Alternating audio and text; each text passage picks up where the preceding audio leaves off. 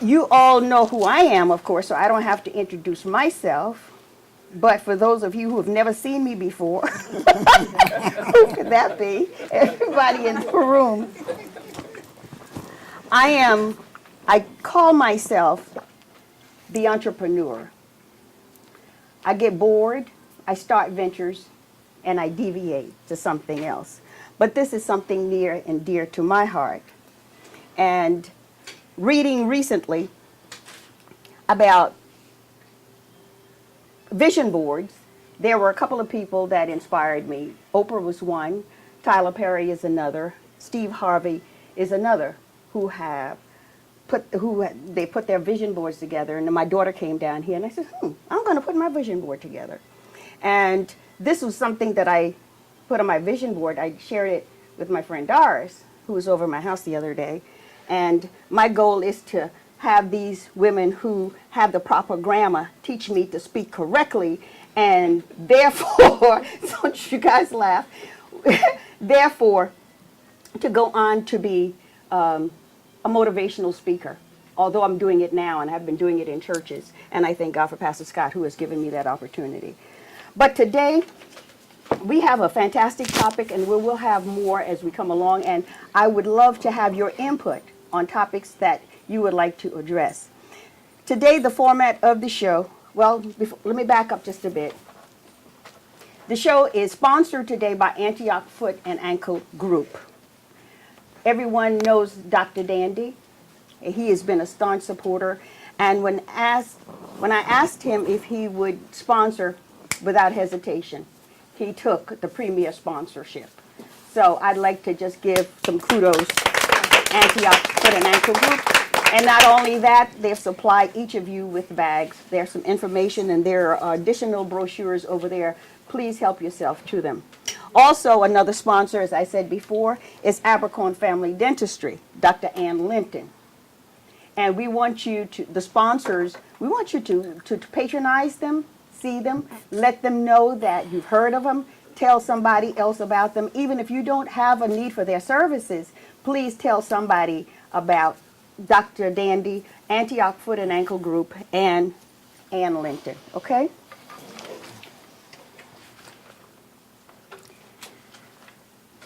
Maxine Bryant. I think we kind of introduced her, but I didn't read a lot about her. Maxine Bryant has presented workshops, lectures, and keynote addresses on a variety of topics to diverse audiences across America and also throughout Africa, Egypt, and so on. Additionally, she has given leadership to 2 criminal justice agencies and has over 20 years' experience developing and implementing programs designed to help persons with criminal histories successfully reintegrate into society. She is a lecturer at Armstrong State University in the Department of Criminal Justice, Social and Political Science. Additionally, Dr. Bryant has recently been named as the community co-chair for Georgia's Prison Reentry Initiative, which is GAPRI, that's the acronym, for the city of Savannah. Dr. Bryant is also a founding advisor of ASU Student African American Sisterhood, acronym SAAS chapter, the national organization first officially recognized chapter in Georgia. She holds a Bachelor of Science degree from Ball State University, a Master of Arts degree from Saginaw Valley State University, and a Doctor of Philosophy degree from Walden University.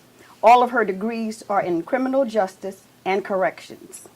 And she draws upon God-given communication talents and gifts and combines proven instructional design techniques and an award-winning presentation style to inspire and instruct, to educate and enlighten, to plan, promote, and problem solve, and to embrace her audiences in an exhilarating experience. And I've heard her speak. And I think, again, just to add to that, you have heard her for the National Council of Negro Women. To add to that, Maxine's path and I crossed during Chatham County Jail when I was out there instructing inmates on entrepreneurial endeavors, and she was doing what she does to help them reintegrate back into society. Awesome hat on too. Yes. Barbara Kim Hebron was born in a quiet historic town of Vicksburg, Mississippi, to Mr. and Mrs. Herman. Still living, 94. Oh gosh, Herman fantastic. Smith. Herman South Sr. And there Mr. Vicksburg met the love of her life, where he met the love of her life. Freddie Hebron and her were married, and out of their marriage was born 4 wonderful daughters, which all of whom are living here in Savannah. Am I correct? I have one in San Antonio. Okay. Barbara laid down her life that her husband could live. A highly inquisitive child, shaped by the Holy Spirit. She is quick and telling The truth and love. telling the truth of love. She wrote this, so I'm trying to read it. Okay, and I'd like to say Barbara is still carrying on. When her husband passed suddenly 2 years ago, I think I just saw them the Sunday before, and he passed just like that, suddenly. She has kept the mission to Haiti. She has not stopped.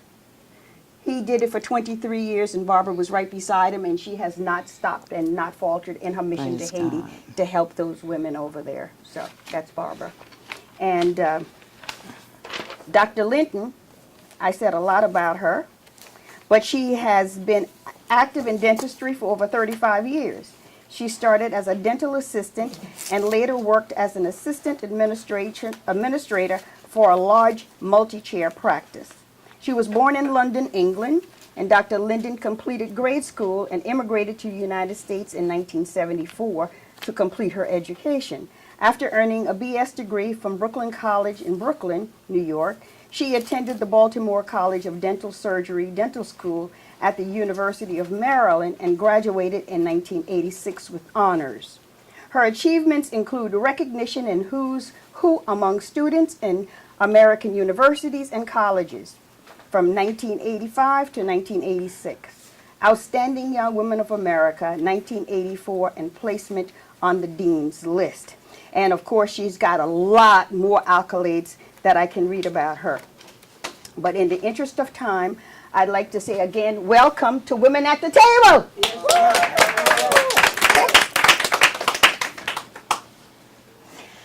These women are knowledgeable, and today I'm going to act as moderator and as a panelist, but I will yield the floor to them. You will have an opportunity later on to ask questions, but right now we're going to open the floor to the panelists, and I'm going to ask Dr. Bryant to let you know what the topic is. Today's topic, Oh, lady, you have your mic on? it's here. Okay, good. Okay. We met about a week or so ago, and we took a look at several topics. One of the things that struck us that we thought would be very well received is that of consumerism in terms of how we spend money, why we spend money the way we do, and what are some things that we can begin to do differently to help us be more financial savvy. And it's not your normal kind of you got to do A, B, C, and D, but rather just real conversation and get to the root, the gut of why we spend money, particularly in the African American community, the way we do. And I think Estelle had a really you know how she's really good with catchy phrases. She had a really good catchy phrase to call this. And what was that, Estelle? Why we fall prey to consumerism. Why we fall prey to consumerism. Why we have the need, and I think it's self-explanatory, and each one of you may expound on this, but why we represent, and I say we, African Americans, represent 12% of the population. But we are some of the biggest spenders in America and across the world. Why is that? And we are here to talk about some of the reasons why we spend, and save so little, and have so little as a race of people. And we often all talk about other races who come here and they excel and get past African Americans in terms of businesses, in terms of wealth, in terms of most material things that are really needed, but we spend on things that really have no lasting value. Okay? I think in one of the articles that Estelle shared with us, we spend on cars, jewelry, fashion, temporal things. We don't spend on books. We don't spend in investing. I teach at Armstrong, as Estelle said, and I had a class not too long ago called African American Studies. And when I put up the words IRA, or I put up the word stocks and bonds, and I put up the word blue chips, and I put up those kinds of phrases that have to do with investing, my students didn't know what they were.